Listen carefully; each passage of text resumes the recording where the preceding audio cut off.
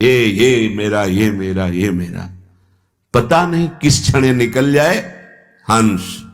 दुनिया में लाखों का मेला जुड़ा, ये हंसा जब जब उड़ा तो अकेला उड़ा। जहां इससे वो हंस निकला भगवदंश, तो जो सब कह रहे थे ना कि मेरे पति, मेरी पत्नी, मेरा पुत्र, मेरा मेरा, अब उस कमरे में जाने से डर लगेगा जिसमें वो शरीर है। आप विचार करो, तुम्हें तो जानता था नहीं कोई, तुम्हारे शरीर से संबंध माने था, लेकिन जब तुम अंतर्धान हो गए तो तुम्हारे शरीर को कोई प्यार नहीं करता। और जो आपके प्रियजन हैं, मित्रजन हैं, जल्दी ले चलो, कहां? फूंकने, आग लगाने, या तो गाड़ देने।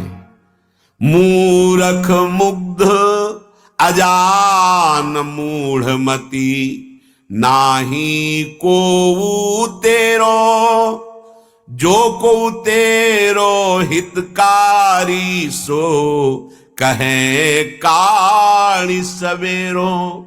जिसे तुम मित्र कहते थे, जिसे तुम प्राण प्रिय अपना संबंधी कहते थे, वही कहते हैं ए भाई समय मत लगाओ, जल्दी विमान पे बांधो और इसको ले चलो, हटाओ इसको यहां से।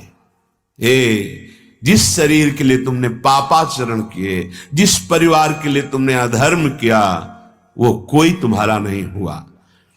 घरी एक सजन कुटुंब मिली, बैठे रुदन बिलाप कराही, जैसे काग काग के मुए काका करी उड़ जाही।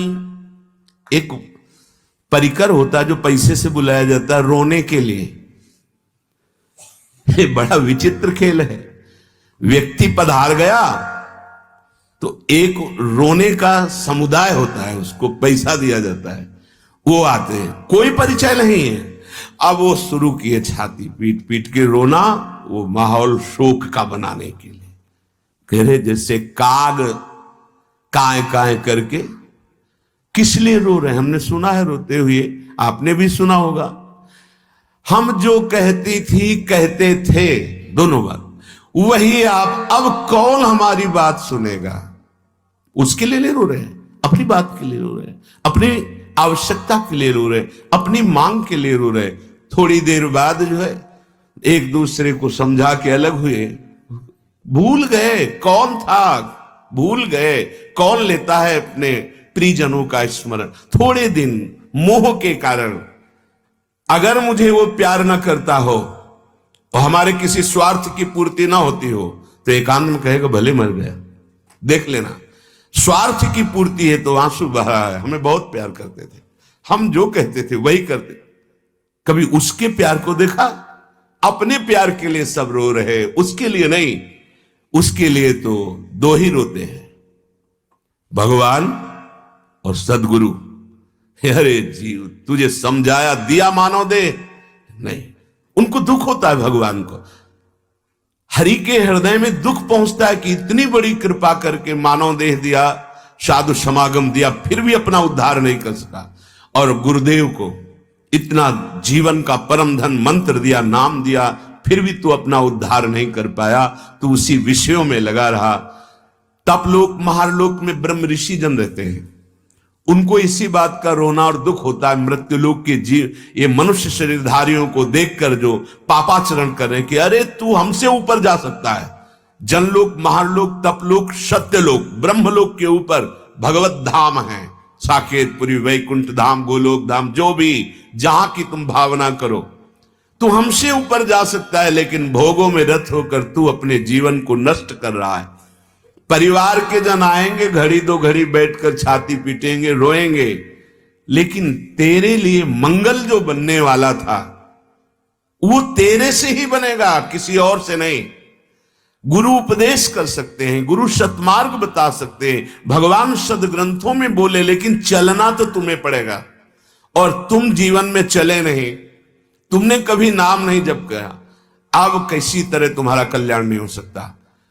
पक्का समझ लीजिए, किसी को परम पद किसी के पिंडदान से नहीं हो जाता है, अंत्येष्टि संस्कार से परम पद नहीं मिल जाता है।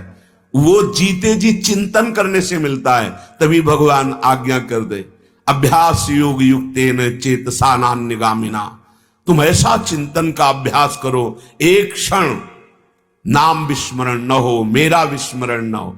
जीवन भर भजन नहीं किया, अब उनके पधारने पर खूब लड्डू बटवाओ, राधा नाम सुधारसम तो पाया नहीं, तो कौन कौन सी दुर्गति होती जीवों की, ये सत्य मानिए। जैसे आपको लगता है कोई नरक नहीं, तो आप बोलो यहां कोई जेल नहीं। मनमानी आचरण करोगे, कानून के विरुद्ध करोगे, पकड़े जाओगे, और जब सजा होगी और दंड मिलेगा तब तुम्हें पता चलेगा। ऐसे ही पूरे त्रिभुवन का दंड विभाग है यमपुरी। पूरे एक एक सेकंड के कर्म का हिसाब श्री हरिवंश महाप्रभु, जय श्री हरिवंश नरक गति दुर्भर यम द्वारे कटियत नख छीके। कहां छीका? अगर अशुद्ध जगह कर दी तुमने छीक के, तो नाक काट ली जाएगी, ऐसा दंड है।